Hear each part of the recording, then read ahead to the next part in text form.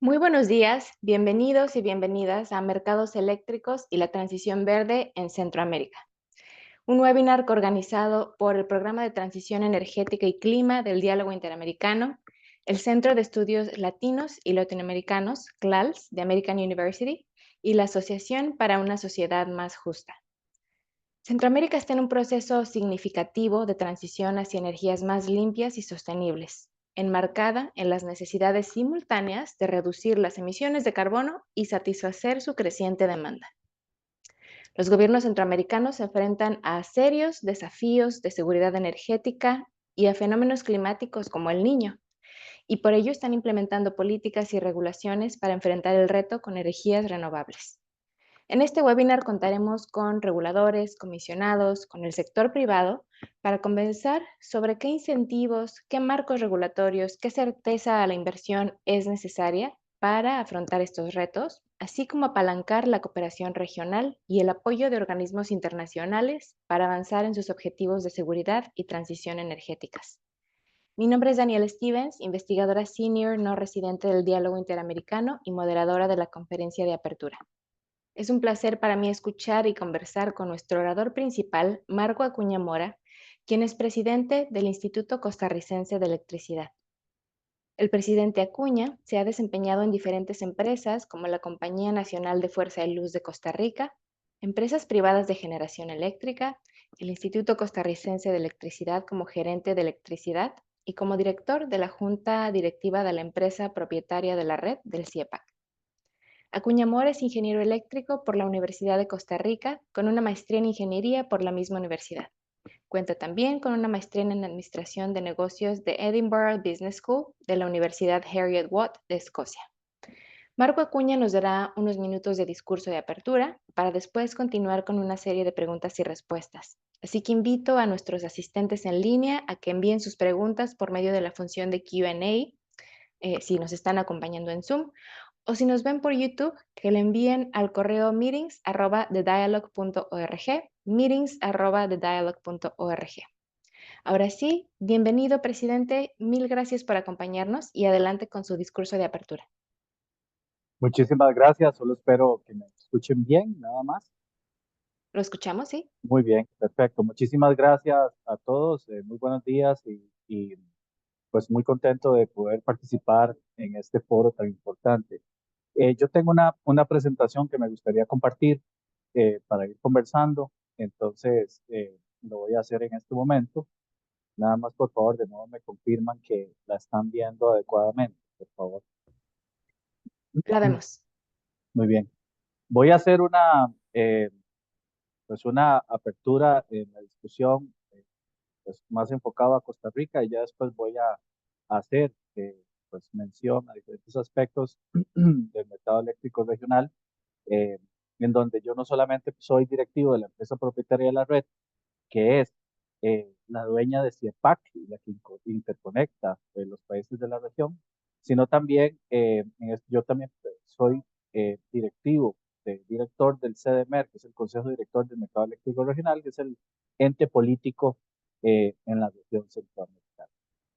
Eh, Costa Rica es un país relativamente pequeño. Tenemos una capacidad instalada de 3.500 megavatios, una demanda máxima de 1.850 megavatios. Eso se da en los meses de verano, más o menos. Tenemos una cobertura eléctrica bastante alta, de 99.4%, y somos 5 millones de habitantes. Eh, el desarrollo del sistema eléctrico costarricense empezó a inicios del siglo pasado. eh, por ahí en los 40 y 50 se empezaron a incorporar pues, plantas eléctricas más grandes al sistema con el fin de interconectar todo el país. Después se fueron incorporando tecnologías. De hecho, en Costa Rica se instaló la primera planta eólica a nivel comercial de Latinoamérica. Eso pasó en los 90. Y ahora estamos pues de cara a introducir energía solar y almacenamiento. Tenemos algunos proyectos de almacenamiento ya en el país. Aquí es donde empiezan los retos que tenemos no solamente en Costa Rica, sino me atrevo a decir a nivel latinoamericano, por lo menos los países más tropicales. Y es la dependencia que tenemos de la hidroelectricidad. Esta es la capacidad instalada, que es el valor de placa de las máquinas generadoras que tenemos en Costa Rica. Entonces vemos cómo la hidráulica es casi un 70%, la eólica es un 7%, y ahí pueden ver las otras. Geotermia, pues tenemos un 10%. Y solar, pues muy, muy bajo, así como la biomasa. Y termoeléctrico, que aquí en Costa Rica lo que utilizamos es búnker o combustible pesado y, y también diésel, pues tenemos un 10% de capacidad instalada. Eh, y cuando vemos ya cuánto genera cada una de esas, entonces podemos observar que somos demasiado dependientes del hidro. Entonces, este año, por ejemplo, que hemos tenido déficit de precipitaciones de hasta un 50% en algunas de nuestras cuencas importantes, pues definitivamente eso afecta el balance energético, por lo menos en la parte eléctrica, de manera significativa. Por eso el año pasado tuvimos que salir a alquilar plantas térmicas de emergencia, por decirlo de alguna manera, para poder cubrir ese faltante de hidroelectricidad que tuvimos en la primera parte del 2024. Entonces vean cómo dependemos de hidro, la eólica y la geotermia. Esas son las tres tecnologías que tenemos ahorita en la matriz. Eh, y el termoeléctrico el año pasado generó casi un 5%. Y vean las importaciones. Entonces aquí es donde empezamos a ver en importaciones la relevancia que tiene pues la interconexión regional y el desarrollo de la red regional para el beneficio de los mercados de cada uno de los países y por supuesto de la sociedad. Eh, esta es una, digamos, es un pastel del consumo de energía, eh, ¿verdad? O sea, de energía como un todo, no solo la eléctrica, es para que me comprenda mejor. Entonces vean cómo eh, el transporte consume un 53% de la energía, de la energía que necesita el país. Eh, y ahí podemos ver después cómo la industria es la segunda en consumo y luego sigue el residencial y después otros consumos más pequeños. Si nos vamos a la fuente, vean que el 65% de la energía aproximadamente que consume el país es de derivados del petróleo todavía. Eh, no estamos hablando acá de la matriz eléctrica, estamos hablando de energía como un todo. Y después sigue electricidad, después sigue biomasa, leña y otros, ya con porcentajes bastante más pequeños. Pero uno de los grandes retos está en el transporte, específicamente en la industria, con el fin de disminuir la dependencia en los derivados del petróleo. Pero eso tiene sus retos que vamos a ver. Nosotros como ICE, como empresa del Estado, el ICE tiene una participación del 65% en la generación del país, un 100% en la transmisión, cerca de un 70% de la distribución eléctrica de Costa Rica. Eh, Además, también tenemos el negocio de telecomunicaciones, como con un 45% del mercado de las telecomunicaciones en el país. Entonces, esta empresa, que es fundamental para Costa Rica, eh, pues está impulsando, pues con el liderazgo de esta administración, pues seguir creciendo en energías renovables de manera sostenible, transformación digital, con redes inteligentes, etcétera, interconectar la mayor cantidad de cosas posibles para poder hacer análisis y poder operar la red de una mejor manera. Impulsamos la electromovilidad, el almacenamiento de electricidad, no solamente para pues, suministro, sino también para que preste servicios a la red. Eh, Generación distribuida. Estamos impulsando también de manera importante la eficiencia energética. Esto porque pues no hay kilovatio hora más caro que el que no genera valor, o sea, el que se desperdicia. Y tenemos una línea clara hacia la electrificación de la economía. Apalancados, por supuesto, en el mercado regional también, viendo oportunidades tanto para importar como para exportar. Uno de los retos que tiene Costa Rica, y no solamente Costa Rica, sino la región en general, es la transmisión eléctrica. Hace un tiempo se hablaba de que ya con la generación distribuida, con el almacenamiento, pues ya las redes de transmisión de cierta forma iban a desaparecer en el futuro. Pues yo no pienso así, porque lo que se puede generar en una industria, pues para autoconsumo jamás va a ser igual a lo que necesita para producir. Entonces siempre necesitamos una red de transmisión fuerte con el fin de poder trasegar la energía que se genera en un punto y se consume en otro, así como darle estabilidad al sistema. Entonces tenemos grandes retos, por ejemplo, para traer la electricidad del norte al centro, que es donde está la mayor cantidad de consumo. El norte, ¿por qué? Porque es donde se concentra la generación hidro, la solar y la eólica. Entonces, pues tenemos retos ahí importantes pues de cara al futuro, no solamente Costa Rica, sino también los otros países de la región. Puedo mencionar Honduras, Panamá, Nicaragua, incluso El Salvador y Guatemala. O sea, todos los países tenemos retos en la transmisión, no solamente a nivel nacional, sino a nivel regional. Y aquí entramos un poco a cómo se ve el mercado eléctrico regional, por lo menos desde el punto de vista de interconexión, en donde aquí está México, con una subestación que se llama Tapachula, que conecta a una subestación que se llama Los Brillantes en Guatemala, con una línea de 400 kilovoltios, y aquí el trasiego máximo es de 240 megavatios por temas técnicos, y ahí ya vamos todos los países de la región cómo están interconectados. Sin embargo, hay elementos importantes a considerar porque las interconexiones entre los países pues tienen restricciones de transmisión y esas restricciones de transmisión pues hace que el mercado no sea tan dinámico como quisiéramos. Además, eh, siempre prevalece el abastecimiento de la demanda nacional. Entonces, cuando un país, por ejemplo, si nosotros queremos comprarle a Panamá una cierta cantidad de potencia durante mucho tiempo, pues eso no se puede garantizar, no hay contratos firmes porque pues los países necesitan abastecer su demanda. Entonces ahí pues no hay una certeza, una seguridad jurídica para que uno pueda decir, bueno, voy a pagar esta planta para darle mantenimiento, pero no importa. De Honduras voy a comprar electricidad mientras esa planta sale y de esa forma yo no tengo que invertir en una planta nueva, por ejemplo, ¿verdad? Pero eso no se puede mantener en el tiempo porque no existen los mecanismos legales para que eso se dé. Entonces, todos los países últimamente han buscado al autoabastecimiento. Entonces, vemos cómo Panamá ha invertido mucho en gas, El Salvador también, pues Guatemala también ha invertido en autoabastecimiento, importando desde México, Honduras, pues por supuesto tiene que seguir esa línea, Nicaragua y por supuesto nosotros. Entonces, al final, lo que existe es un mercado de excedentes en la región, pero un mercado de excedentes de oportunidad. Eso es un gran reto todavía porque, por ejemplo, en Nicaragua hay mucho recurso eólico, en El Salvador mucho solar, en Honduras también. Entonces, pues, si pudiéramos de alguna forma establecer un sistema regional más robusto, pues se podrían aprovechar sus ventajas regionales y no tanto las nacionales y de esa forma generar valor para las sociedades y por supuesto la industria.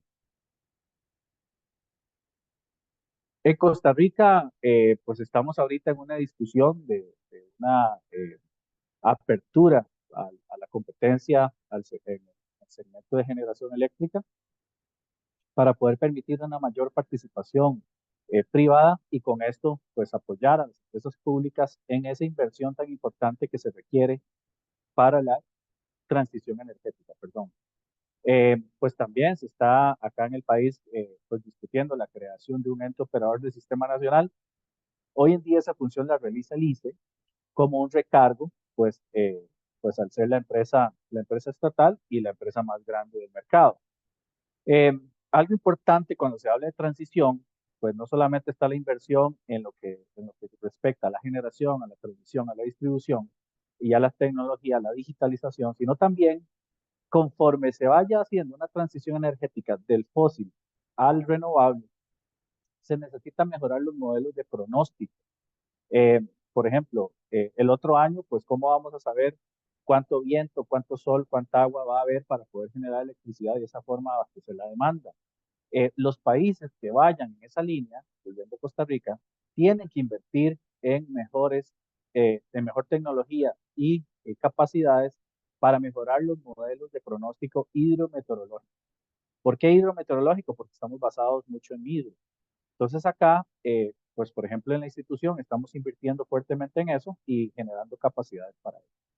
Una planificación eléctrica nacional, pues es importante y que sea seguida, ¿verdad? Para que así, de esa forma, pues se vaya viendo el crecimiento de la demanda y se vaya viendo la inversión tanto en generación como en transmisión, pero no solamente la nacional, sino también la regional. Ahí tenemos que mejorar mucho todavía la gobernanza y la implementación de los proyectos regionales. Y no se nos puede olvidar que para poder operar un sistema eléctrico de manera adecuada, no lo podemos hacer con plantas que no sean, que solo sean, perdón, variables. Eh, no quisiera que se entienda mal de que son de menos calidad o que no estamos de acuerdo, pero la solar o la eólica pues son plantas variables por su naturaleza, dependen directamente de si hay viento o hay sol. Para eso se necesitan plantas firmes y flexibles. Pueden ser ciclos combinados, pueden ser hidroeléctricas grandes, puede ser geotermia, que no es tan flexible, pero sí es base, ¿verdad? Sí es firme, puede ser biomasa, pero sí no podemos crecer abruptamente en solar y eólico, por ejemplo, si no tenemos un respaldo para que cuando esas generación no exista, pues la demanda se pueda suplir. Entonces, pues ahí la planificación eléctrica tiene que considerar no solamente cubrir los megavatios hora o la energía, sino también los servicios auxiliares necesarios para operar el sistema. Así como un aumento considerable en la capacidad de transmisión para poder interconectar toda esta energía variable y la energía firme y poder operar el sistema de manera segura, porque la demanda eléctrica solo va a subir, nada más, ya nunca va, más, va a bajar la demanda eléctrica, sino que solamente va a subir. ¿Y qué oportunidades pues se ven con la transición energética? Pues los países pueden tener mayor competitividad, esto pues, pueden diferenciarse de otros países para atraer inversión. Los proyectos generalmente de generación renovable están alejados de los centros de las ciudades, entonces eso trae también desarrollo económico, más inversión en zonas pues tal vez económicamente más deprimidas. Eh, También existe los países con esa diferenciación, esa mayor competitividad, pues pueden atraer inversión que los haga parte de eslabones de producción de nuevas tecnologías, como por ejemplo en Costa Rica, que se está apostando por atracción eh, de inversión en alta tecnología. Entonces, no solamente la empresa que produce directamente, sino también proveedores de esa misma empresa que se puedan venir a instalar acá en el país. Y algo muy importante, la autonomía energética. Autonomía energética tiene que ver con la seguridad energética. Entonces, si nosotros podemos depender más de nuestros propios recursos, pues vamos a estar más desligados de esa volatilidad de los mercados internacionales de combustible y eso también le da a los países pues mayor seguridad. Entonces, en conclusión, pues definitivamente la ruta es hacia la transición energética. Eh, Tiene que haber una planificación integrada para que las diferentes etapas del mercado o la cadena de valor de la electricidad, en este caso, pues vayan en un solo ritmo, en una sola línea. Por ejemplo, no hacemos nada con tener mucha generación si no tenemos transmisión. Entonces eso pues genera incertidumbre. Y también necesitamos mejorar muchísimo los modelos de pronóstico hidrometeorológico para poder garantizar el abastecimiento eléctrico. No es lo mismo pues suscribir un contrato con una petrolera o con una empresa que vende combustible pues que esperar a que la madre naturaleza nos dé el viento, el sol y el agua que necesitamos. No podemos suscribir un contrato con la madre naturaleza. Entonces ahí es donde justamente los países y las empresas tenemos que ser más sofisticados para esa planificación, tanto de corto plazo como de largo plazo. Y ahora con el cambio climático y los niños más intensos, pues hay una volatilidad intrínseca en los modelos más grande que antes y eso también los hace más retadores. Así que la diversificación yo creo que también Ujú. es importante para poder mitigar esos riesgos de la volatilidad de la volatilidad climática generados por el cambio climático. Entonces, sí, Sin duda. transición energética, pero con mucha inversión y mucha más inteligencia. Sin duda, Muchas Marco, muchísimas gracias a usted por esa introducción tan completa. Y me gustaría tocar muchísimos temas de los que usted habló, comenzando con la vulnerabilidad de los sistemas que dependen de la hidroeléctrica. El año pasado hubo una reducción entre el 50 y 70% en los caudales de las cuencas que alimentan las hidroeléctricas costarricenses. Además, en octubre se declaró alerta amarilla debido al fenómeno del Niño. Entonces, hablando sobre diversificación, me gustaría que nos hablara de dos cosas. Primero, ¿cómo ha logrado Costa Rica diversificar la matriz? Y segundo, de un ejemplo concreto en esta dirección, lo que yo categorizaría como el triunfo más reciente del ICE, la licitación de 412 megas de energía solar, eólica y biomasa. ¿Cuáles han sido las claves del éxito para esta licitación y cómo seguir creciendo en este sentido de diversificación de las renovables, incluida la geotermia también?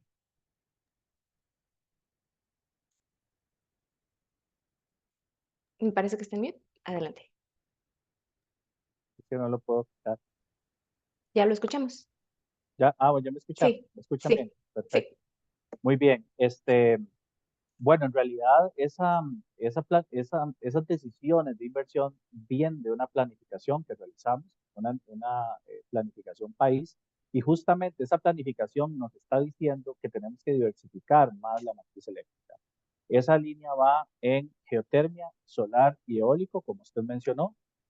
Ahorita acabamos de adjudicar 80 megavatios eólicos, adjudicamos 86 megavatios solares.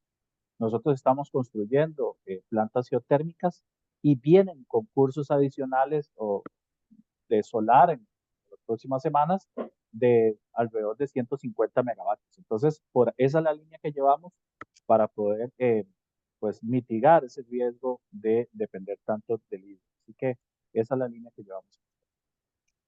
En un momento donde Costa Rica no solo planea abastecer la demanda tradicional, sino incorporar demanda de tecnologías emergentes. La inversión extranjera está creciendo y en específico hay muchísima atención en la producción de semiconductores, de chips en Costa Rica. ¿Cómo hacer frente a estas nuevas demandas con retos climáticos extremos? Hemos mencionado a los niños varias veces. ¿Cómo incorporar al niño y a la niña en esta planificación energética? ¿Qué pueden aprender otros países de esta planificación con incertidumbres tan grandes como los efectos climáticos extremos? Justamente por eso, desde hace algunos años ya hemos venido trabajando en el desarrollo de mejores modelos hidrometeorológicos, invirtiendo específicamente en sistemas que nos permitan pues adelantarnos a los hechos de cierta forma. Estamos invirtiendo en radares meteorológicos propios de la empresa, haciendo esfuerzos, uniendo esfuerzos también con el Instituto Meteorológico Nacional. También hemos contratado más personal, científicos de datos, matemáticos, meteorólogos, etcétera, para poder alimentar pues toda esa capacidad que requiere no solamente la empresa, sino el país hacia el futuro. Y lo que se necesita también para poder hacerle frente a este crecimiento de la demanda, a esta transición, es mayor inversión. Entonces, esa mayor Mm. inversión, pues definitivamente pasa porque haya una mayor participación del sector privado en la inversión de generación principalmente y una mayor flexibilidad para que nosotros como empresa pública podamos invertir, en este caso, en la transmisión de electricidad necesaria para poder trasegar esa nueva potencia que se requiere en el país. Así que, por un lado, pues mejorar los modelos con inversión directa en eso, diversificar la matriz, por ejemplo, pero a través de una mayor participación privada. Y hablando sobre inversión, esta nueva licitación, estos 412 megas, se pudieron lograr porque se eliminó un techo que había en la ley fiscal sobre inversión. ¿Nos puede hablar de cómo solventar, cómo navegar obstáculos políticos en temas que eminentemente son muy técnicos, que son económicos, como atraer mayor inversión? ¿Qué pueden hacer otros países que se encuentran con desafíos políticos similares para incrementar la seguridad energética? Bueno, ahí lo que sucede es que la política no puede estar desligada de la realidad nacional. Eh, eso es básico. Entonces, cuando usted tiene una empresa como el ICE, en este caso, que es la mayoritaria en el país, en que depende para abastecer la demanda eléctrica, que depende del clima, depende de cuánto llueva, depende de cuánto solar, depende de las tasas de interés internacionales, de las tasas de interés locales, del precio del petróleo, de la inflación en Estados Unidos, de lo que sea, pues no puede un político ponerle un tope de gasto, porque los presupuestos varían conforme a todas esas variables que afectan el presupuesto. Entonces, eh, en el gobierno pasado, pues se le puso un tope de gasto, entonces es como decir a la naturaleza, mira, el otro año tiene que llover mucho porque no puedo gastar en combustible. Eso no puede ser. Entonces, en esta administración hicimos un gran esfuerzo para sacar a la empresa de esa política absurda de ponerle un tope al gasto y a la inversión para abastecer la demanda eléctrica nacional. Entonces, el discurso a los legisladores fue, bueno, es que somos una empresa y si nosotros no hacemos esto y con el niño que tenemos de frente, pues entonces vamos a racionar todo el verano porque no vamos a poder comprar combustible. Imagínense que el presupuesto de combustible que teníamos con ese tope de gasto era de 40 millones de dólares y al final estamos gastando 250 millones de dólares. Entonces esos 200 millones de dólares de diferencia pues hubieran significado pues deficiencia energética o déficit energético en el país. Entonces es un discurso claro, técnico, Ujú. pero que los legisladores y los políticos comprendan para poder tomar las decisiones que mejor beneficien al país. Y hablando sobre política y hablando sobre diversificación, en el primer trimestre de 2024, corrígeme si me equivoco, el 15% de la generación provino de plantas térmicas abastecidas por derivados del petróleo debido al Niño. ¿Cuál es su opinión sobre esta duda? Leía yo en el periódico El País una duda existencial que existe, que hay en Costa Rica sobre probar exploración de gas natural y petróleo, como se plantea en el gobierno, o prohibirla, como propone un proyecto de ley. ¿Cuál es su opinión acerca de esta exploración de gas natural y de diversificación con un combustible fósil? Bueno, lo que sucede es que, vea, por ejemplo, le voy a poner un contexto importante, y es que en Costa Rica incluso nadie quiere plantas hidroeléctricas. Las plantas hidroeléctricas están de cierta manera, eh, pues puede ser una palabra, no sé si muy fuerte, satanizadas, eh, y esas son las que justamente nos podrían dar firmeza y flexibilidad para poder seguir incorporando tecnologías variables. Entonces, cuando uno se pone a ver que la hidroelectricidad tiene un futuro bastante complejo, eh, pues la parte de biomasa pues no es tan grande en Costa Rica, aquí la agricultura no es tan grande, pues nos queda solo volver a ver combustible fósil. Entonces, si nosotros tenemos recursos en el país que podríamos utilizar de manera sostenible y económica, para complementar la generación renovable, pues yo no veo por qué tenemos que limitarnos. De hecho, nosotros estamos pensando en la institución inversiones en vista de que tenemos todos esos obstáculos en la parte renovable de firme, pues poder eventualmente invertir incluso en gas natural, ¿verdad? Para producir electricidad y mantener un porcentaje muy alto de energía renovable, ¿verdad? Pero sí, para que esa energía renovable, esa producción renovable sea eficiente y sea segura, pues siempre necesita un complemento firme. Entonces, yo creo que al final, vea que nos devolvemos a una discusión técnica. Mm. Entonces, bueno, queremos bastante renovable, queremos una transición energética, pero esa transición energética no es gratis. Esa transición energética necesita aspectos de flexibilidad y firmeza que tenemos que darle a alguna. ¿Nos podría responder muy brevemente en un minuto una pregunta que tenemos en el chat de Nanda Singh, que pregunta, con licitación de eólica se refiere a la repotenciación del parque eólico Tejona? ¿Podría brindar precisiones de cuál sería el parque solar ya licitado y el próximo a licitar? Sí, muchas gracias. Justamente eso es uno de los problemas de la legislación actual. Imagínense que en Costa Rica las plantas privadas no pueden ser mayores a 20 megavatios y los privados solo le pueden vender al ICE. Entonces, una planta de 20 megavatios es casi el mismo dolor de cabeza que una planta de 100 megavatios o de 150 megavatios, porque en general tiene que tener los mismos permisos, los mismos estudios de interconexión, la misma burocracia. Entonces, cuando usted me dice, eh, pues el proyecto solar adjudicado, imagínense que nosotros adjudicamos 5 para 86 megavatios. Entonces, desde el punto de vista de eficiencia, pues es complejo. Así que no preciso en este momento los proyectos que fueron adjudicados, porque son varios, Ujú. pero yo sé que están ubicados en la zona de Guanacaste. Eso es público, eso lo pueden buscar incluso en la prensa. Eh, y los eólicos, no, los eólicos son una de Tejona, que nosotros sacamos una licitación para que nos construyan la planta, básicamente esa es propia del ICE, Y también acabamos de adjudicar 4 plantas eólicas de 20 megavatios cada una, que suman 80, que eso también es público, eso está por ahí en la prensa. Eh, Así que ven que ahí tenemos pues cierta limitación para crecer desde el punto de vista privado con plantas más grandes que no solamente den energía, sino que Mm. también eventualmente puedan dar otros servicios auxiliares que el sistema puede requerir.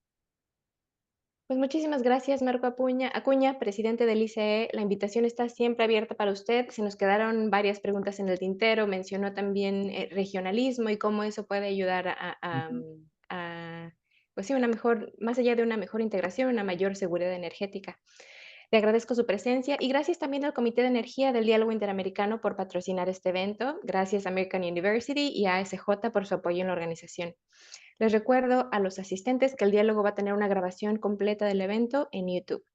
Es ahora momento de iniciar nuestro panel y para eso le doy la palabra al moderador, Kevin Rodríguez Castillo. Él es especialista en energía y economía de la ASJ, capítulo hondureño de Transparencia Internacional.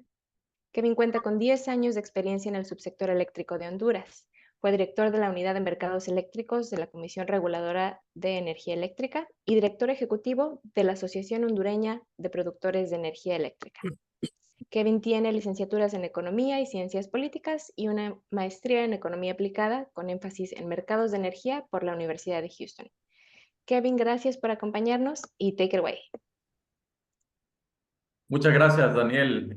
Bueno, felicitarles a usted y a Marco, agradecerles también por esta primera parte que ha sido bastante provechosa, bastante informativa y educativa para todos los presentes. Iniciar agradeciendo también al diálogo a CLALS, ¿verdad? American University, y nosotros como ASJ, el equipo que ha aportado en poder conformar este evento tan interesante y tan importante y también expresar mi honor de poder moderar este panel con personas de un alto calibre profesional a nivel centroamericano. Y voy a iniciar leyendo el currículum de la ingeniera Ingrid Chávez de Mendoza, quien nos acompaña desde El Salvador y que es ingeniero electricista con un máster en administración de empresas, con más de 37 años de experiencia en el sector eléctrico salvadoreño en empresas como la Comisión Ejecutiva Hidroeléctrica de Río Lempa, CEL, en planificación y ejecución del Plan de Expansión y Rehabilitación de la Red de Transmisión y Distribución Nacional al terminarse la Guerra Civil. También tiene experiencia en el Ente Regulador de Energía y Telecomunicaciones CIGET, en la definición de cargos regulados de los operadores de mercado, el sector de distribución del país, con 19 años laborando en la empresa distribuidora del Sur, fungiendo del 2004 al 2019 como gerente de planificación comercial encargada de la compra-venta de energía, elaboración, presentación a CIGET de los proyectos de gas natural, solares, eólicos, que permitió la transformación de la matriz energética de El Salvador con la instalación de más de 600 megavatios de potencia instalada y su energía asociada. Desde el 2020 es la directora de operaciones comerciales de la empresa de energía del Pacífico, una planta de gas natural que suministra actualmente más del 34% de la generación en el país vecino de El Salvador.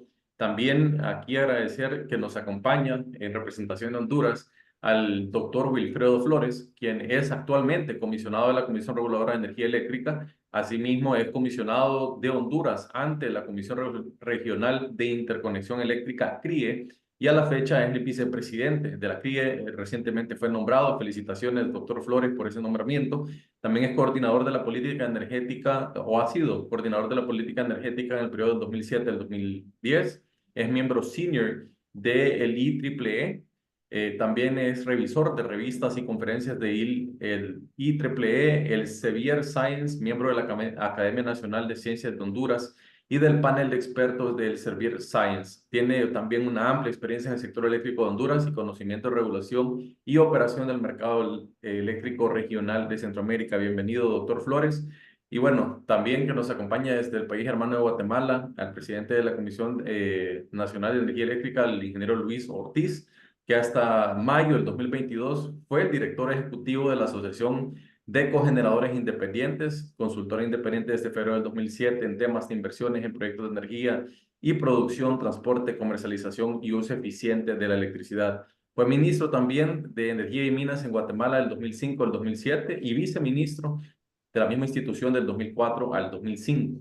Desde el 1993 ha sido consultor en desarrollo de proyectos de energía, marco regulatorio, análisis financiero y tarifas para inversionistas locales e internacionales en proyectos tales como cogeneración de ingenios azucareros, central generadora de carbón San José, planta de producción de etanol de ingenio Magdalena, asesor técnico de Valtelina en la construcción de subestaciones de alta tensión en Guatemala, El Salvador y Honduras, entre otros. También tiene experiencia preparando términos de referencia en licitaciones de compra y venta de electricidad para la empresa eléctrica de Guatemala, EXA, y el Instituto Nacional de Electrificación, el INDE, e hizo análisis de inversión en la compra de las empresas distribuidoras de Guatemala y El Salvador. Además, ha sido consultor de entidades gubernamentales internacionales como el Ministerio de Economía y Energía de El Salvador, Comisión Nacional de Energía de Guatemala y el Banco Mundial. También ha tenido experiencia a nivel regional en la CRIE, en donde él fue director de la Junta Directiva del Administrador del Mercado Mayorista del periodo 2002 al 2004 y del 2020 al 2022 y presidente de la Comisión Petrolera del 2005 al 2007 y vicepresidente de la Junta Directiva del Instituto. Entonces, reiterar nuevamente el honor que es para mí moderar este panel con personalidades de tanta experiencia en el sector eléctrico centroamericano y vamos a dar inicio entonces con este panel que ha sido, que ha generado tanta expectativa a los que están presentes en este momento y voy a iniciar con esta primera ronda de preguntas a la ingeniera Chávez, ¿verdad? La primera tema que nos ha estado interesando o que ha estado en la discusión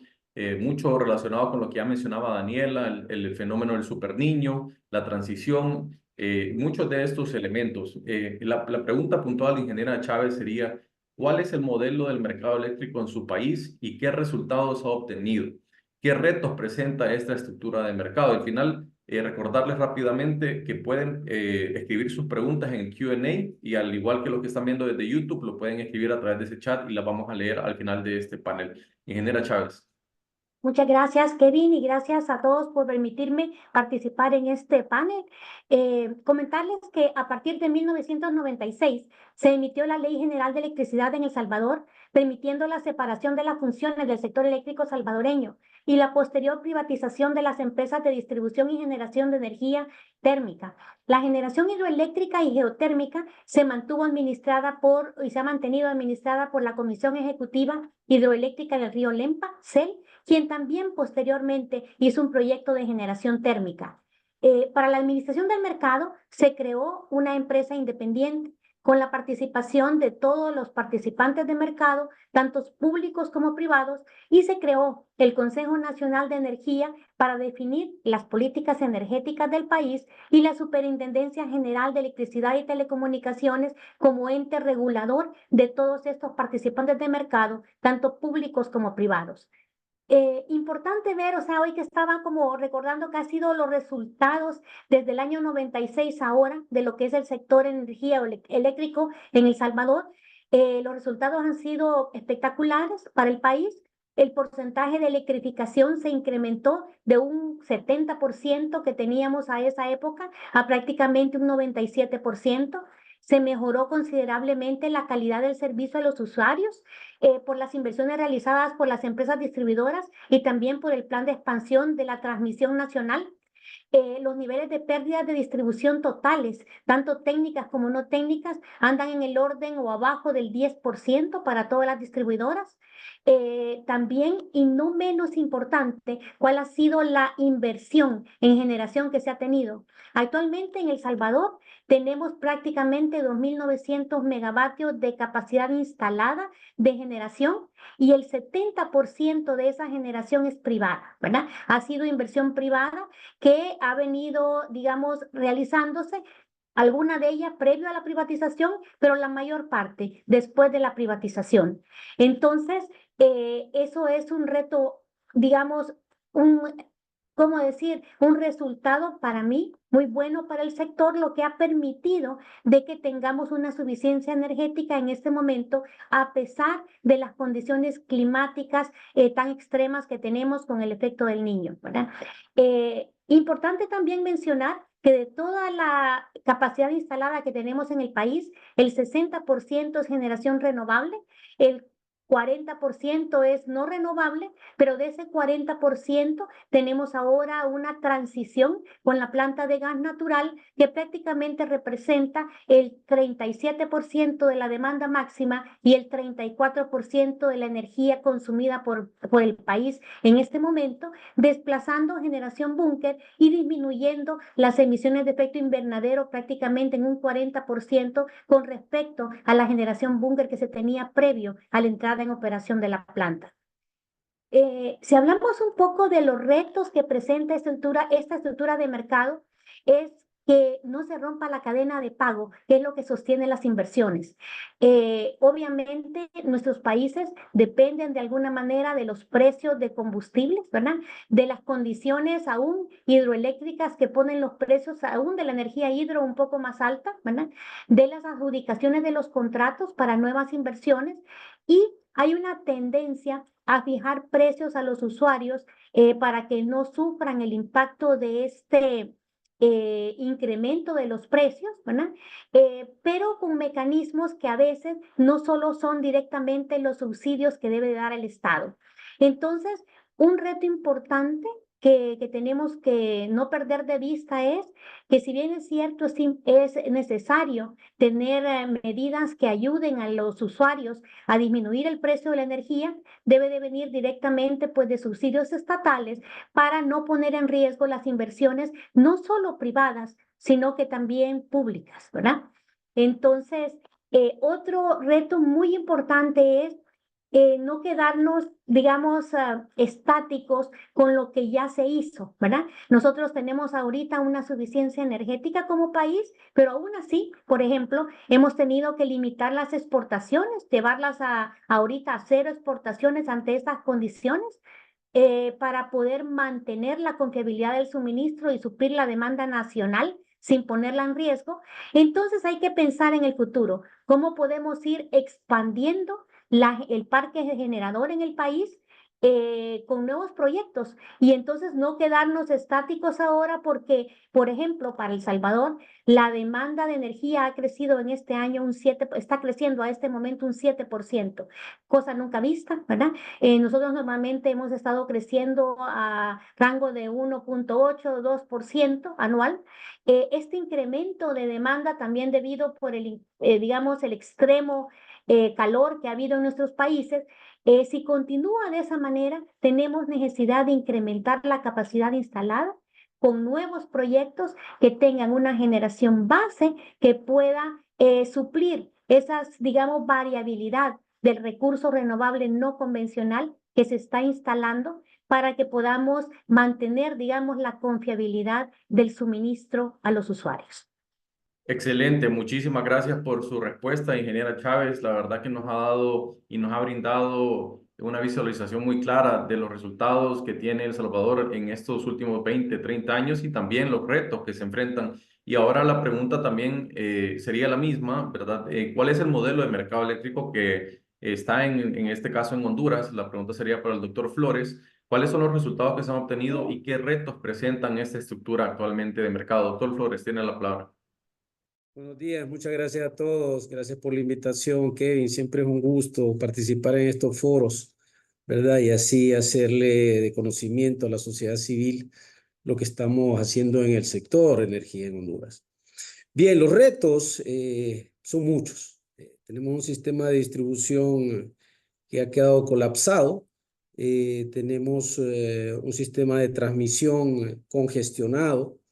Honduras es el único país en Centroamérica que tiene 3 interconexiones regionales y no las utiliza de manera eficiente. Tenemos un mercado cautivo en donde el producto de energía es más por todos los beneficios que se dan debido a ciertas regulaciones que se dieron en los gobiernos anteriores, de exoneraciones fiscales, etcétera. Está más caro el producto de energía renovable aquí en Honduras que en la región. Entonces son bastantes desafíos en el tema energético, el tema de generación, perdón. Honduras tiene mucho que ofrecer desde el punto de vista renovable. Sin embargo, no se ha podido explotar por diversas razones. ¿Qué hay que hacer con el tema de transición energética? Es digamos, un nuevo paradigma, ¿no? De cambio de de generación y de distribución de energía a nivel mundial. Sin embargo, hay que decir, ¿no?, que ese paradigma de dónde sale, ¿no?, del tema de cambio climático. El cambio climático nos está afectando a todos, sin embargo, es a esta región centroamericana en donde el gran impacto se observa.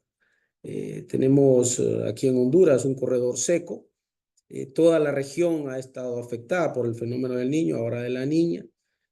Somos una región muy impactada por el tema del cambio climático. A nivel mundial hay que decir, ¿no?, que Honduras y El Salvador se pelean el primer lugar de impacto del cambio climático. Estamos en la zona de huracanes, etcétera, ¿no? Entonces no podemos, como ya nos dijo el colega costarricense, no podemos poner todos los huevos en una canasta, como lo hicieron en Costa Rica, ¿no? 100% renovable en algunos días, algunos meses. Y ahora pues tuvieron que recurrir a la generación térmicas. Tengo entendido que son 140 megavatios que instalaron térmicos recientemente a un precio bien elevado, ¿no? Y bueno, eso está bien lo renovable, está bien la transición, pero hay que hacerlo de manera pausada, ¿no?, de manera bien planificada. Un combustible de transición energética, como ya nos dijo Ingrid, de El Salvador, es el gas natural. El gas natural vino a hacer que El Salvador importara mucha energía a ser exportador de energía, ¿verdad? Se vienen haciendo algunos proyectos en Nicaragua, pronto va a entrar una planta de gas, y Panamá ya tiene, ¿verdad?, una planta de gas que va a estar en el sector. Entonces, los retos nacionales y regionales son muchos. Está bien el renovable, pero para la transición como tal necesitamos esas plantas base, esas plantas que nos dan flexibilidad y esas plantas que permiten la transición, más las inversiones, ¿no?, en transmisión y en distribución. Tenemos unas altas pérdidas en Honduras. Para que tengan todos una idea, 36, 37%. La tercerización por 7 años que tuvimos, privatizada por 7 años, nos vino a dejar las pérdidas más altas. Entonces son grandes desafíos que tenemos en el sector, pero los estamos afrontando de manera valiente. Muchas gracias. Muchas gracias, doctor Flores. Y definitivamente este tema de la planificación es algo toral que creo que se comparte a nivel, bueno, de la industria internacional, ¿verdad? En el sentido de la importancia de poderlo hacer. Ahora le paso la pregunta al doctor Luis Ortiz. En esa misma línea, ¿verdad? ¿Cuál es el modelo de mercado que tiene actualmente Guatemala? ¿Cuáles han sido los resultados que han obtenido? ¿Y cuáles son los retos que presenta esta estructura? Muchas gracias. Muy buenos días a todos. Muy agradecido por la invitación. Vean, el tema, yo creo que es importante recordar un poquito de dónde venimos para entender de lo que se llama como una transición, que al final no es una fotografía, sino que es todo un proceso, que definitivamente hay un elemento de planificación importante que hay que tomar en cuenta. Nosotros, al igual que los demás países de Centroamérica, estoy hablando del Triángulo Norte, El Salvador y Honduras, venimos de una estructura completamente centralizada, en donde las entidades del Estado tomaban todo el control de planificación, generación, transmisión, etcétera. Luego de una crisis, justamente en los años 80, ya se veía un fenómeno, pues ahora se llama El Niño, en aquella época no sé qué nombre tenía, pero que fue creando un caos de suministro de electricidad, y que no solamente esas condiciones, pero que también un impacto fortísimo en la economía mundial. Estamos hablando de los años 80. ¿Qué fue lo que sucedió en ese momento? Que claramente se vio que el modelo que se tenía estaba completamente agotado, que las finanzas públicas no eran suficientes para hacerle frente al crecimiento de la demanda, al desarrollo del país, y que tenía otras prioridades. Y entonces eso terminó en una apertura del mercado en donde hoy tenemos una estructura bastante similar a la estructura de El Salvador, un poco también como la de Honduras, en donde hay un privilegio de la libertad. Hoy en día, los primeros artículos de la ley dice, es libre la generación de la electricidad, es libre la transmisión, es libre la comercialización de la electricidad, obviamente cumpliendo con las leyes generales del país, ¿verdad? Ambientes, fiscales, etcétera. Pero las únicas actividades que quedaron como reguladas son las tarifas de los usuarios regulados y el acceso, los peajes de acceso a las redes de transmisión. ¿Cuáles han sido los resultados de un modelo abierto? Pues hoy tenemos más de 1.900 grandes consumidores que tienen la libertad de hacer negocios en su compra-venta de electricidad a través de comercializadores o directamente con generadores. Fijan las condiciones, fijan sus precios que a conveniencia. Luego, más de 150 generadores, dentro de los cuales uno puede ver muchísimos GDRs, que son generadores de generación distribuida renovable, que se conectan en las redes de distribución, por lo cual se ha mejorado muchísimo la calidad, sobre todo de áreas en donde las longitudes de redes pues causan impacto sobre calidad de las instalaciones. Muchas GDRs de estas pues comenzaron siendo, al principio pues se acostumbraba a pequeñas hidroeléctricas, hoy en día hay muchísimas plantas solares de menores de 5 megavatios instaladas en las redes de distribución. Hay 16 transportistas de electricidad de diferentes tamaños que son propietarios de las líneas de transmisión, subestaciones eléctricas, y la regulación lo que dice es que el acceso a todo el sistema de transmisión es completamente libre mediante el pago de los peajes. Y la ley es más, va y dice, mire, los peajes pueden ser acordados entre las partes. Y si no hay un acuerdo, que es lo lógico que no haya un acuerdo, pues se sube a la comisión donde se hace un análisis y se determina el peaje para recuperar las inversiones. Luego de eso, tenemos 16 empresas eléctricas municipales, 3 empresas eléctricas grandes, y todo este proceso nos llevó de una cobertura del 40% en el suministro de electricidad hacia cerca del 90% en el país. Ahora, ¿cuál es el tema o cómo lo vemos nosotros desde esa libertad? En los años 80, los años 90, luego de esa crisis que mencionaba, los países, casi todos los países de Centroamérica, tal vez con excepción de Costa Rica, fueron hacia las plantas de búnker, que eran las de más fácil instalación. El búnker en esa época pues tenía un precio, llamémosle, relativamente bajo. Y Centroamérica se llenó de motores de combustión. Sin embargo, fue caminando todo ese proceso y las señales económicas llegaron, y hoy en día en Guatemala la producción de electricidad es 80% energía limpia, 72% renovable y un 8 o hasta 10% de una fuente de gas de una central que no está instalada en territorio guatemalteco, sino que en México. Creo que ha sido un modelo de verdad muy exitoso desde el punto de vista de las inversiones y de la satisfacción de la demanda. ¿Qué viene hacia futuro?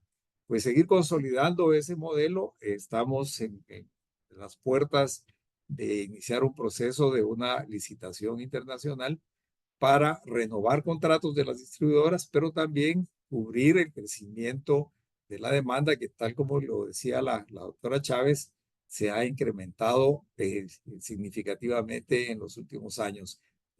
Mucho definitivamente por la temperatura, pero creo que también hay un componente de desarrollo económico que todavía no ha sido identificado correctamente, pero seguramente que eso es. Así es de que eso es lo que nos espera en el futuro cercano. Muchas gracias, doctor Ortiz.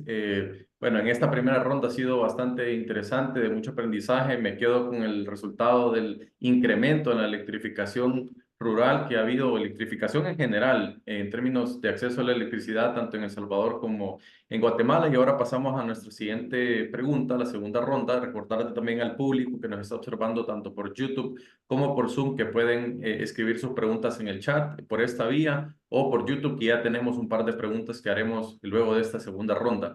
Ingeniera Chávez, la segunda ronda iniciaríamos con usted también. ¿Cuáles son los principales marcos normativos y políticos que apoyan o dificultan la transición verde en su país? Tenemos 4 minutos. Ingeniera, tiene la palabra. Claro. En El Salvador, en el año 2010, se hizo un estudio para definir la política energética por parte del Consejo Nacional de Energía. Y en ese estudio se definieron los objetivos para lograr una transición energética, una transición de la matriz energética salvadoreña que dependía mucho del búnker, ¿verdad? A partir de ese estudio se hicieron modificaciones en los marcos normativos para permitir una mayor penetración de proyectos de generación con energía renovable no convencional y con otros tipos de combustible como el gas natural. Entre ellas voy a destacar las más relevantes. Se hicieron modificaciones en la ley, digamos, para incentivos fiscales para la importación y operación de plantas de generación utilizando recursos renovables no convencionales. Se hicieron modificaciones en el reglamento del mercado mayorista de electricidad para permitir también el despacho de este tipo de plantas y el aprovechamiento de ese recurso variable, ¿verdad? Se hicieron normativas para establecer mecanismos para que se instalaran usuarios productores renovables que pudieran instalar paneles solares para su autoconsumo y digamos, solo liquidar las desviaciones de esa generación con las distribuidoras del país. Se hicieron también algo bien importante, modificaciones a la Ley General de Electricidad para definir porcentajes de contratación de las empresas distribuidoras en contratos de largo plazo trasladables a tarifas. ¿Por qué es tan relevante esto? Porque un nuevo proyecto requiere inversión, esta inversión privada que se ha hecho en el país y requiere financiamiento. Y las entidades de financiamiento requieren contratos de largo plazo, ¿verdad? Que puedan ser sólidos para que puedan respaldar o obtener ese financiamiento. Y algo también relevante es que en el país se creó, a través de todo este marco de licitaciones, un comité interinstitucional que no tenía una base legal, pero sí se hizo un trabajo coordinado, empresa privada con gobierno, para unir al Ministerio de Medio Ambiente, al Ministerio de Hacienda, a la entidad de promoción de las inversiones del Salvador, el regulador, el Consejo Nacional de Energía y las empresas distribuidoras que hacían las licitaciones. ¿Y para qué? Para que todas estas entidades pudieran adecuar sus procedimientos y transparentar la información que requerían los inversionistas para obtener los permisos necesarios para poder ejecutar este tipo de inversiones. Eso llevó, digamos, a que también hubiera un conocimiento de estas entidades de gobierno que eran estos nuevos proyectos y cómo podían facilitar esos permisos o esos requerimientos para que la inversión se ejecutara.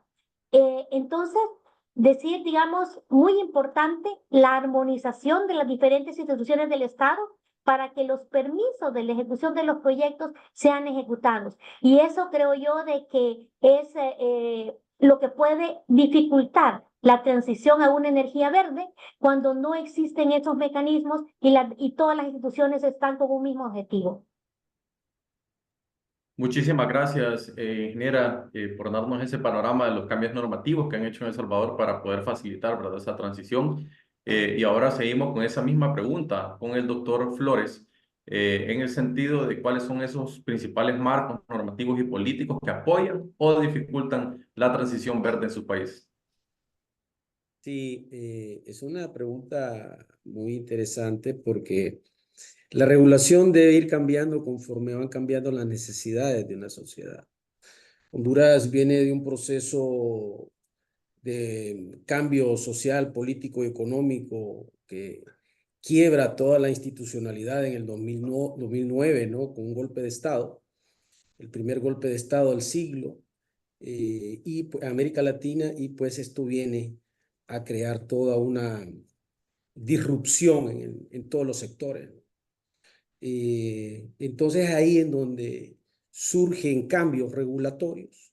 Veníamos con una ley de incentivos en el 2007 que vino sí a darle mucho énfasis a lo que es la energía renovable, pero durante ese proceso post-golpe de Estado que dura 12 años, se crean leyes que pues le dan más incentivos. Es así como Honduras se convierte en uno de los países líderes en América Latina en el tema de energía solar fotovoltaica, porque se le dan un exceso de incentivos, ¿no? Estamos hablando de 15 centavos de dólar con posibilidad de 3 centavos más, el sol más caro del mundo, le decía yo, que se ha venido pues ahora a revisar esos contratos.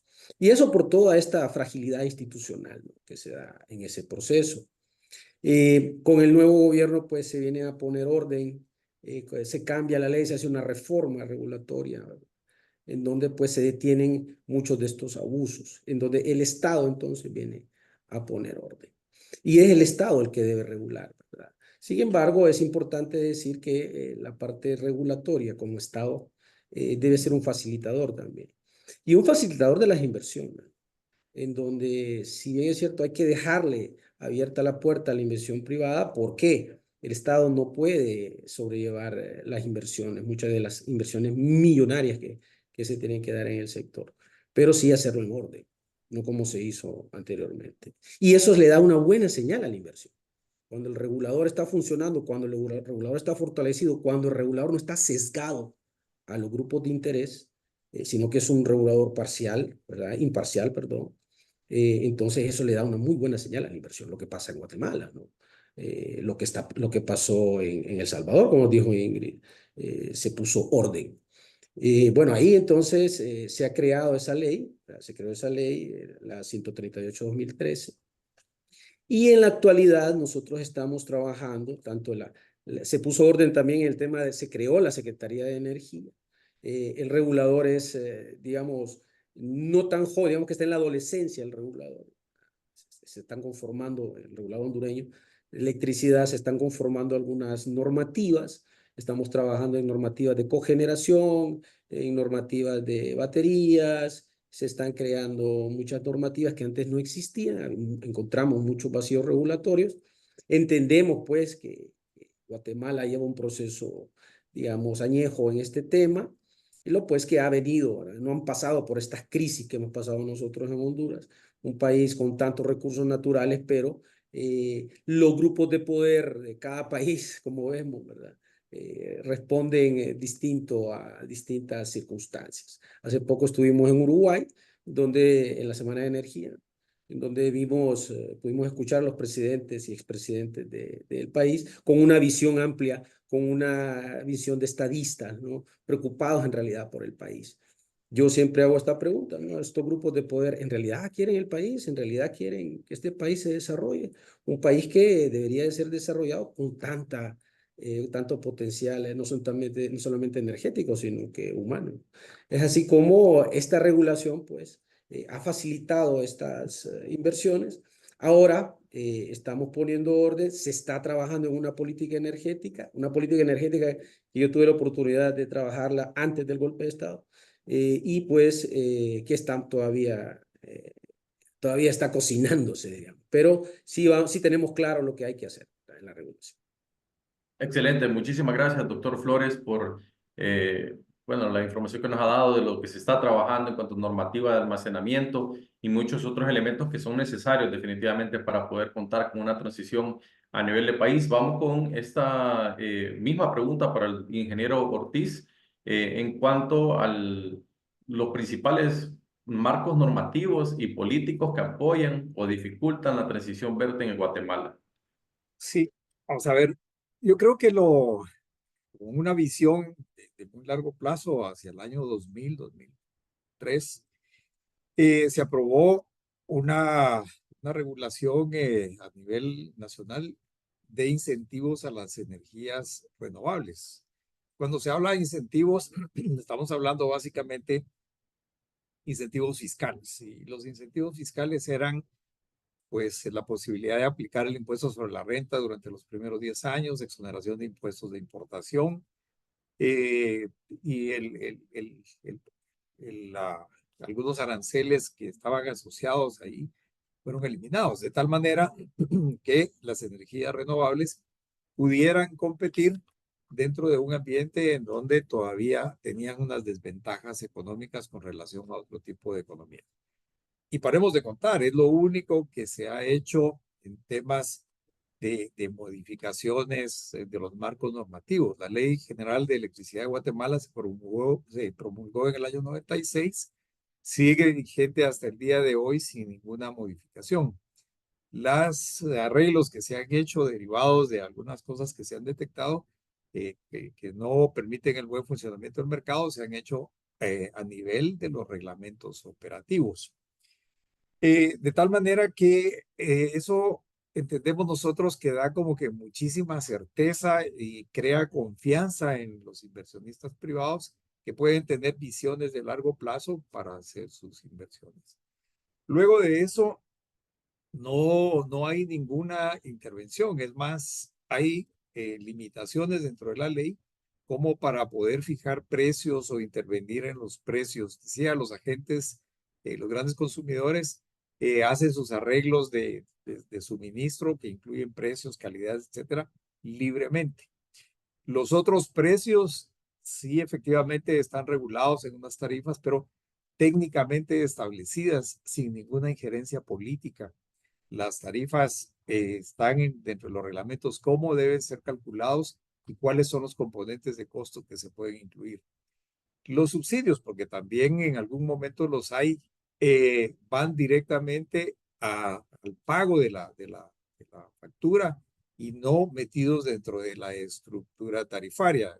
Si me explico, es un apoyo al consumidor y no en ninguna modificación que tenga que ver con las definiciones de los precios. Todo eso entiendo que va dando esas señales de mucha claridad y de confianza para que se hagan las inversiones. Luego, en ese ámbito de la libertad que mencionaba, donde funcionan los mercados, siempre las grandes preguntas y que creo yo que deben formularse dentro de una visión de largo plazo es eso, la transición. ¿Qué quiere decir realmente? Fijamos a dónde queremos llegar, una meta a dónde queremos llegar, de dónde estamos partiendo. Hoy en día decía que Guatemala tiene 80% de energías limpias, 72% de energías renovables. Entonces, dice uno, bueno, ¿cuál es la transición? Y si no, más bien debiésemos estar hablando de la velocidad. Y tener presentes por lo menos dos preguntas fundamentales desde mi punto de vista. Una es, ¿cuánto cuesta? ¿Y quién lo va a pagar? ¿Cuál es el impacto que una decisión de una visión acelerada o un poco más tranquila puede tener sobre los efectos de los precios? Y lo otro es no olvidar para nada cuáles son las características técnicas de las tecnologías, porque hoy en día, no se hacía hace algunos años, pero hoy en día se habla de la intermitencia, que es una característica muy clara de este tipo de tecnologías. ¿Cómo la resolvieron en otros países? Podemos ver los modelos españoles, alemanes, sobredimensionaron la capacidad instalada, digamos, para poder hacer, pero eso tiene un impacto económico severo sobre los precios de la energía y que de alguna manera debieran estar dentro de esa matriz de análisis que creo es obligatorio hacerla.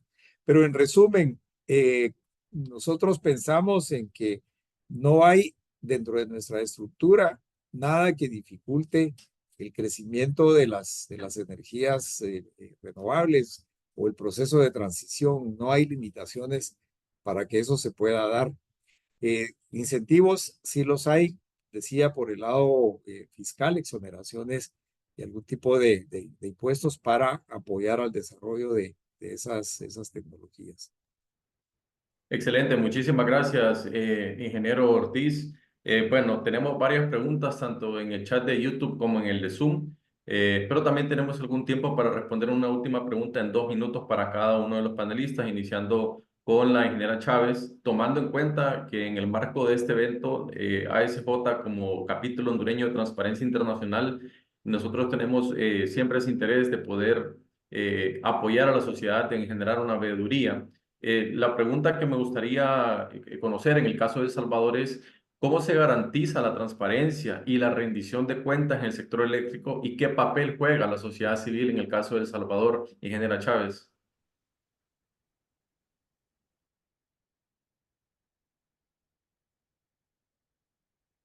Ok, ahora sí, me pueden escuchar ahora, ¿verdad? Sí. Bueno, la transparencia se garantiza cuando hay reglas claras e información disponible para todos sobre los requisitos necesarios para ejecutar los proyectos que permitan esta transición verde. Y eso es muy relevante. ¿A qué me refiero con esto? Por ejemplo, en El Salvador, el Consejo Nacional de Energía en su momento hizo un portal específico para incentivar la implementación de nuevos proyectos de generación renovable. ¿Y qué incluyó en este portal? Todas las leyes, las normativas, los reglamentos que tenían que ver con la instalación de un nuevo proyecto.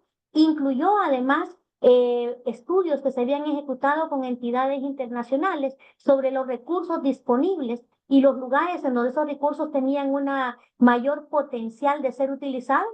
Y esto hace de que todo el mundo pueda entrar y pueda tener esa información.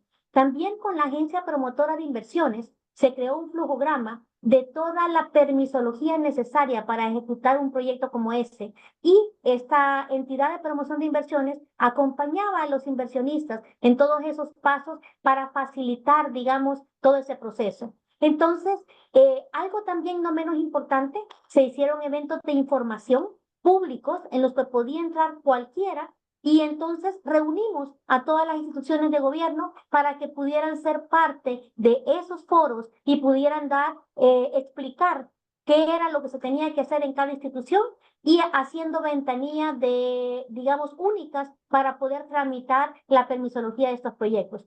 En resumen, digamos, ¿qué es?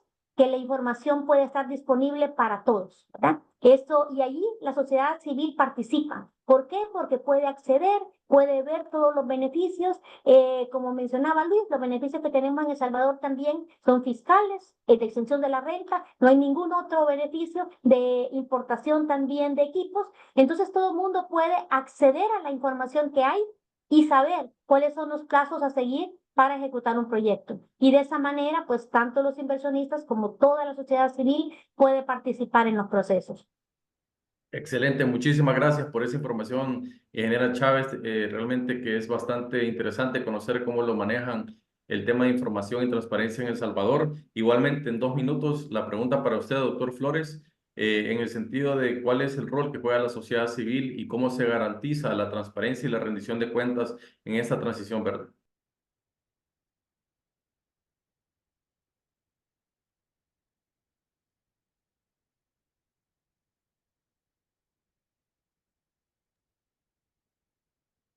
Creo que está en mute. Sí, ya, muchas gracias.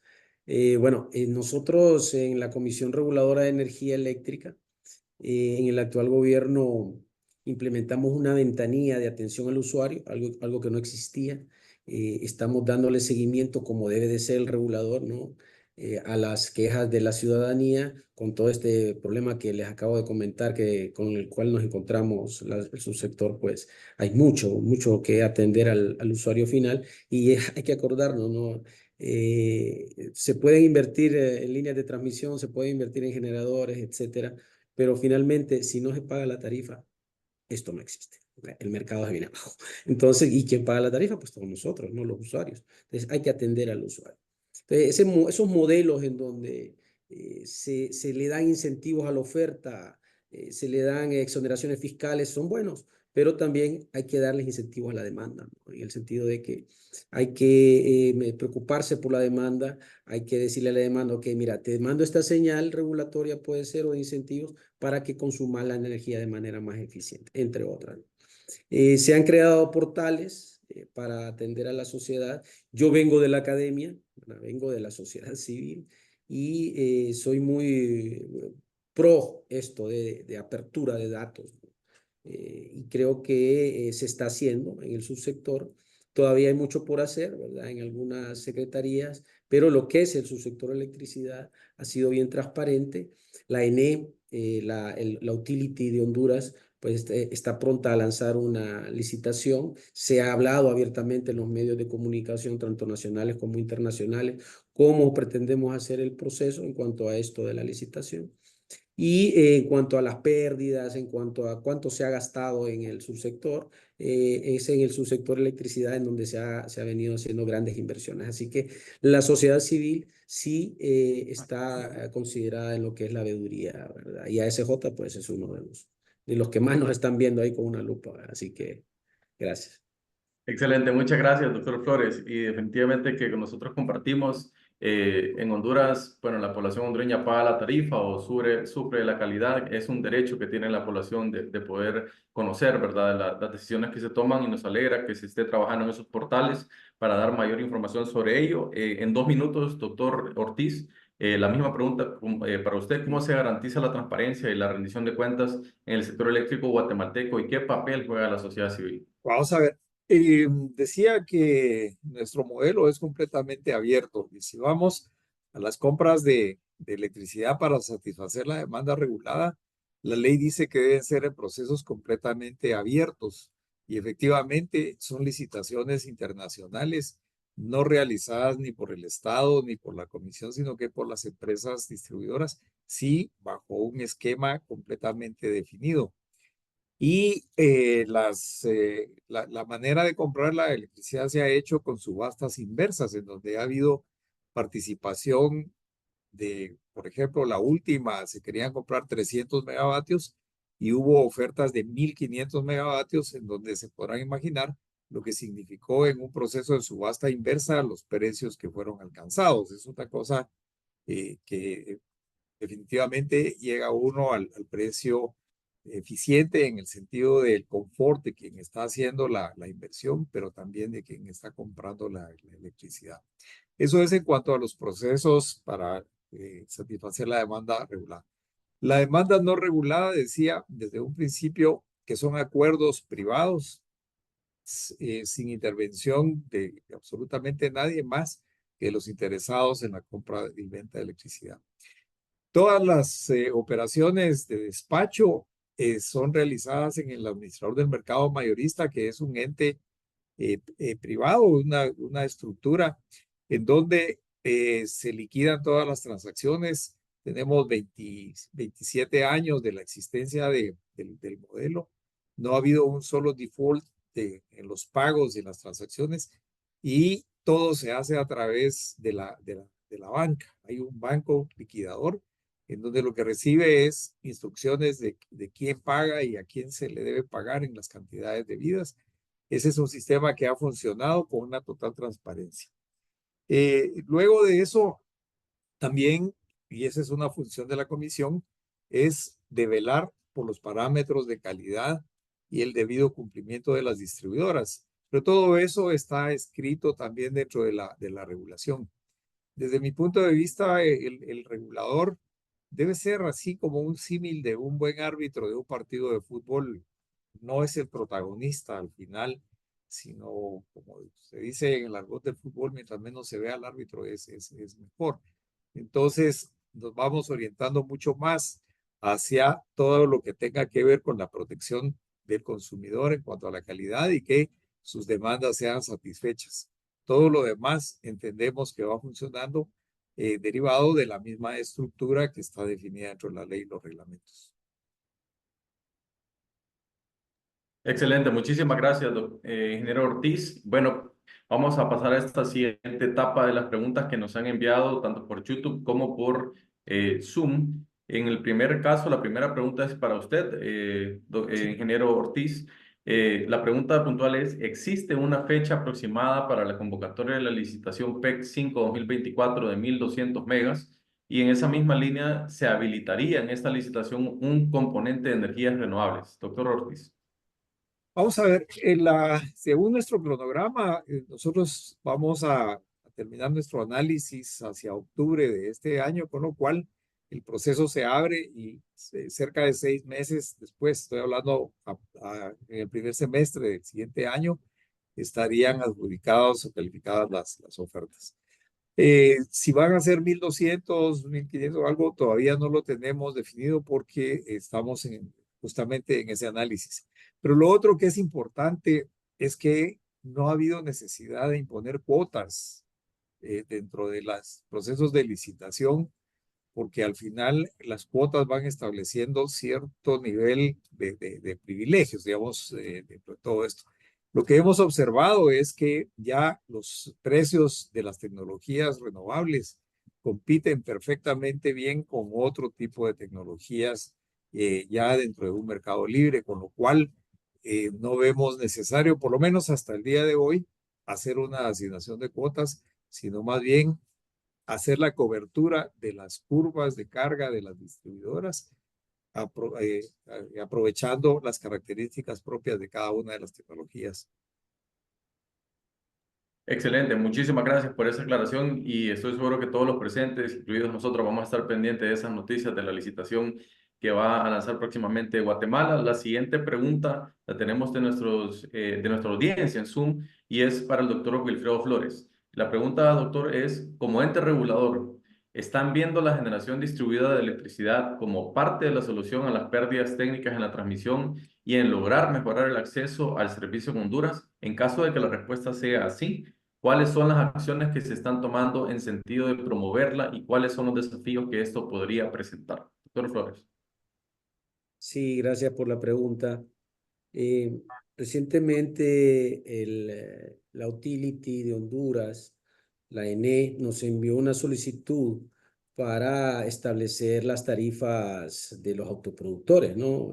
Nosotros ya tenemos una normativa que la reformamos recientemente en el gobierno actual y que envía esa señal para pagarle a los autoproductores. Estoy hablando de los que instalan paneles solares, por ejemplo. Puede ser cualquier tipo de tecnología renovable o no renovable, pero enfoquémonos en los paneles solares que se instalan en las casas, por ejemplo, el sector residencial, que estos, ¿por qué no ha habido un boom? Porque no les han pagado, no les pagan, a pesar de que la normativa existe, no les pagan la energía que inyectan a la red.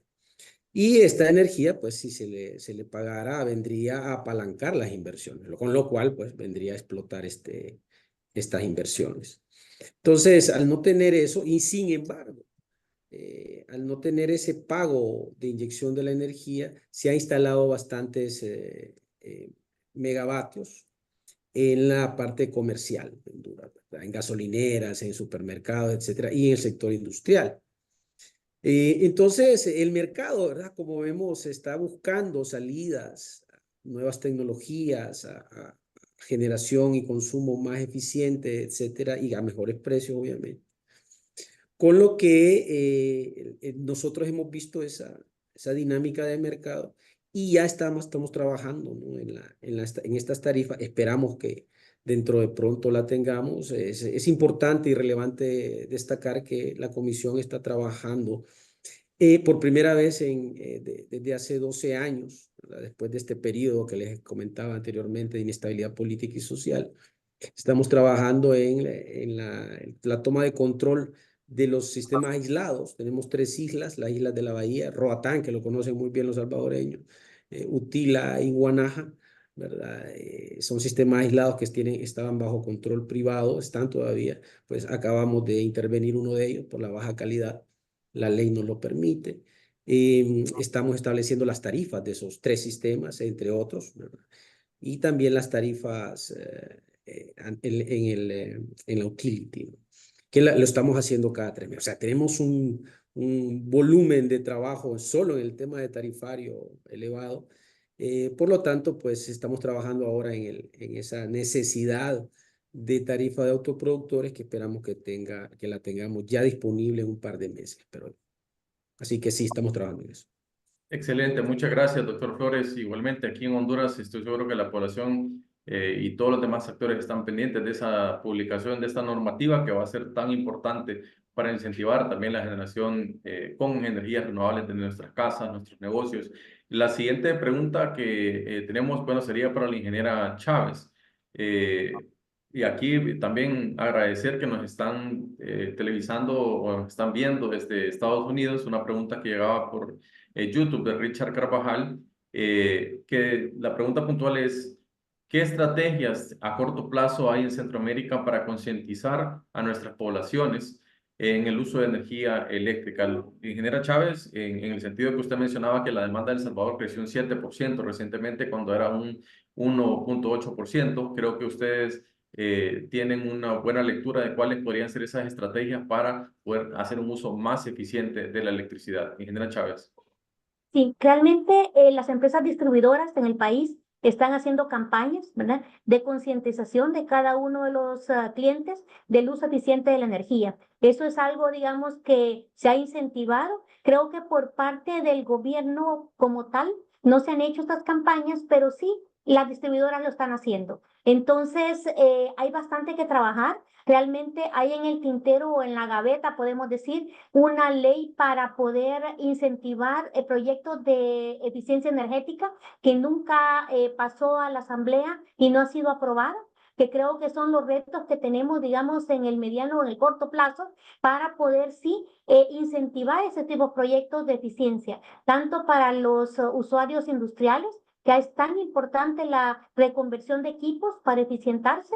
Entonces, hay mucho que hacer. Hoy por hoy, la manera que se está haciendo en El Salvador es a través de las empresas distribuidoras, ¿verdad? Concientizando a sus clientes para el uso eficiente de la energía. Pero esa ley creo yo que va a ser importante el poderla pasar y de esa manera hacerlo como más un apoyo estatal, digamos, a esta labor e incentivar a los diferentes rubros, digamos, del sector para que eficienten su energía y se disminuya, digamos, ese incremento que hoy se está teniendo de una manera más eficiente. Excelente, muchísimas gracias, ingeniera Chávez. La siguiente pregunta que tenemos en el chat de Zoom y que vamos a trasladarle al ingeniero Ortiz es de parte de Santiago Herrera. Honduras ha vivido una crisis energética en este periodo sin sol, aire, agua, biomasa y salimos a la carrera a comprar energía con diésel. Costa Rica, con casi 100% de la energía renovable, sale a comprar energía térmica a la carrera. Y Cara, ¿cuál es el modelo óptimo para tener una planta que nos brinde calidad, estabilidad y competitividad en materia energética? Ingeniero Ortiz. Bueno, mire, es interesante porque al final, pues ahora se habla mucho del fenómeno del Niño como que fuera una cosa extraordinaria, pero la verdad es que el fenómeno del Niño podría tener cualquier nombre en los años pasados, pero es un fenómeno ya bien identificado y que es cíclico y lo que no se puede predecir es cuál es la velocidad o la variabilidad de esos ciclos. Pero yo lo que creo es que al final el óptimo está en una matriz energética diversa, bien distribuida, porque al final cada una de las tecnologías tiene sus características particulares. Por supuesto que cuando uno piensa en tener una garantía absoluta del suministro de energía, pues tendrá que pensar para nuestros niveles en plantas de gas o plantas de base. En algunos lugares existen plantas de carbón con todas las dificultades ambientales que puedan tener, pero plantas de base que logren cubrir las necesidades básicas y a partir de ahí poder construir todos los complementos para la cobertura de las curvas de carga. Y creo que eso, por mucho que así se hacía la planificación hace muchos años, sigue siendo perfectamente válido el día de hoy. Ve uno como en algunos lugares, mencionaban ahí Costa Rica, que ha sido un país, diría yo, pionero en energías verdes, llegar a un nivel. No es solamente en esta oportunidad que ha tenido dificultades para el suministro completo de su demanda. Lo ha tenido en otras oportunidades. Lo que pasa es que no había sido tan visible como lo es el día de hoy. Pero también decía el expositor de Costa Rica de las dificultades de seguir avanzando en la construcción de algún tipo de centrales hidroeléctricas, mencionaba él, por otras dificultades que tiene que ver con temas, algunos ambientales u otros de oposición. Así es de que tener presente un mix adecuado y sobre esa base buscar la optimización. Excelente, ingeniero Ortiz. Muchísimas gracias por esa información que nos da. Definitivamente creo que hemos coincidido en que la planificación es toral en todos estos temas y bueno, ya lo mencionaba, estos fenómenos ambientales son ya conocidos, son cíclicos y hay que tenerlos en cuenta. La última pregunta sería para el doctor Wilfredo Flores, ya que él está en esta posición en la CRIE. ¿Hay algún foro o iniciativa interregional para la transición verde o cada país lo hace de forma independiente? Doctor Flores, y con esta sería la última pregunta del público. Mire, gracias. Desde la CRIE, nosotros estamos fomentando pues el desarrollo del mercado eléctrico de una manera tal que los usuarios del MER, así le conocemos, Mercado Eléctrico Regional de Centroamérica, obtengan una energía eléctrica con calidad y a un precio óptimo. Hay que decir que las planificaciones todavía están convergiendo. Hemos detectado algunas mejoras en la regulación, sobre todo en el tema de la regulación extrarregional, de las conexiones extrarregionales. Estoy hablando aquí, por ejemplo, la interconexión Guatemala-México, la interconexión que se viene, ¿no? Que no está regulada, ¿verdad? Guatemala hace uso exclusivo de esa interconexión, a pesar de que nos ha afectado a toda Centroamérica su uso, ¿verdad? Han habido oscilaciones que están controladas, pero pues es un tema que todavía está analizándose. Se viene la interconexión de Panamá con Colombia, que esperaríamos. Colombia tiene energía muy barata porque tiene carbón, tiene mucho hidro, pero si solo Panamá se va a beneficiar, entonces, pues, ¿para qué nos vamos a conectar el resto, no? Entonces, ese tipo de cosas, entre otras, las estamos analizando desde la CRIE.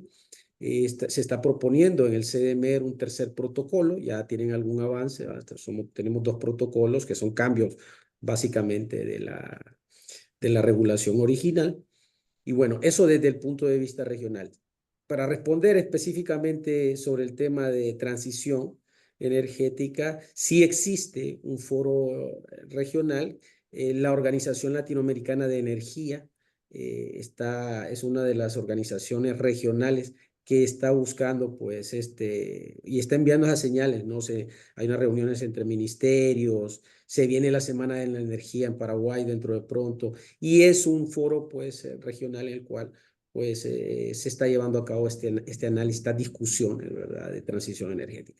De ahí pueden haber otros como la CEPAL, por ejemplo, pero la CEPAL es mucho de documentos, de datos, así que para responder específicamente a esa pregunta es OLADE y pues Sudamérica todavía no tiene una interconexión, digamos, como la nuestra. En Centroamérica somos un ejemplo de interconexión, 6 países distintos con distintas realidades socioeconómicas, políticas, y somos un ejemplo mundial para la interconexión entre países. Así que por ahí va la discusión. Muchas gracias, doctor Flores. Hemos llegado al cierre de esta etapa del panel. Agradecer nuevamente al doctor Wilfredo Flores, a la ingeniera Ingrid Chávez, al ingeniero Luis Ortiz, por habernos acompañado en este evento de muy alto nivel y que ha sido muy satisfactorio para todos. Nosotros como ASJ también, como capítulo nacional de Transparencia Internacional, nos ha complacido también poder generar estos espacios de diálogo junto con The Dialogue y junto con CLALS de American University. Ahora vamos a pasar a las palabras de cierre y le cedo la palabra a don Carlos Hernández, quien es director ejecutivo de la Asociación por una Sociedad Más Justa, una institución con más de 25 años de experiencia en Honduras. Don Carlos, usted tiene la palabra.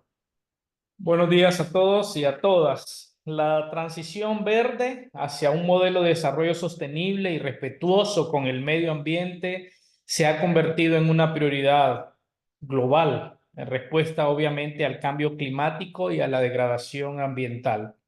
En el caso de Centroamérica, una región rica en biodiversidad pero vulnerable a los efectos del calentamiento global, los retos y desafíos para llevar a cabo esta transición son significativos y han quedado evidenciados en las presentaciones que se han hecho esta mañana. Algunos desafíos que sin duda algunas es importante tomar en cuenta es justamente esa vulnerabilidad climática. Centroamérica, una de las regiones más vulnerables al cambio climático, enfrentando eventos extremos como huracanes, sequías e inundaciones con frecuencia cada vez mayor. La transición verde debe abordar la vulnerabilidad de la región en estos eventos y promover, obviamente, la adaptación al cambio climático. Otro elemento importante como desafío es la deforestación y pérdida de biodiversidad. La deforestación en Centroamérica es un grave problema que amenaza, obviamente, la biodiversidad de la región.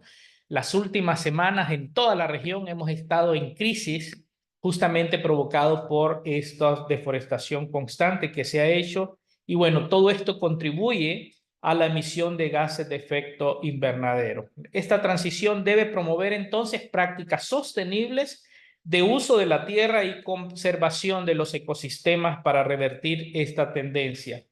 La dependencia de combustibles fósiles, y acá se habló, aun cuando hemos avanzado, todavía usamos en gran medida combustibles fósiles para satisfacer necesidades energéticas, lo que contribuye sin duda alguna a la contaminación atmosférica y al cambio climático. Esta transición debe fomentar la adopción de fuentes de energía renovable y la eficiencia energética para reducir la dependencia de estos combustibles. Y aquí en la región, y lo hemos visto, hay diversidad de experiencias que sin duda alguna se pueden aprender. Pero no menos importante, la desigualdad social y pobreza en Centroamérica son desafíos estructurales que limitan la capacidad de la población para acceder a servicios básicos y oportunidades de desarrollo sostenible.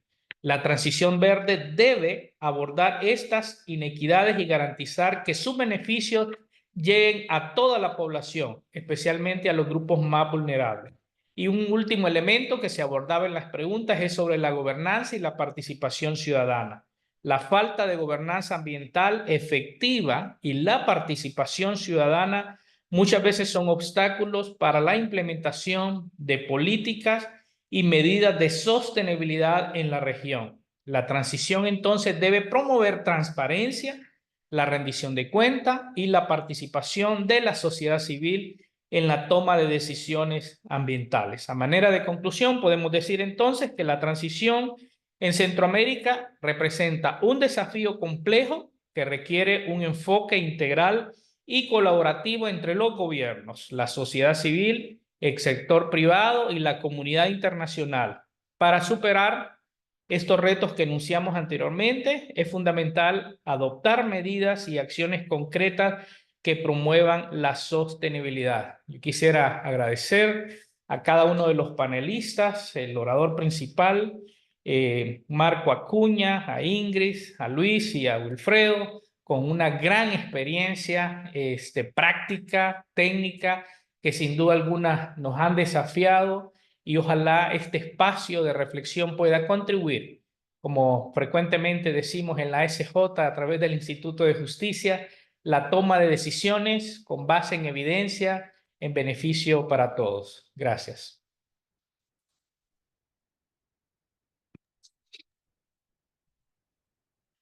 Muchas gracias. Las palabras de don Carlos Hernández. Agradecemos igualmente a todos los que estuvieron sintonizándonos. Agradecemos a cada uno de los panelistas. Les deseamos un feliz resto de la semana y con esto nos despedimos. Muchas gracias a todos. Muchas gracias. Feliz día. Gracias. Buen día a todos. Buen día.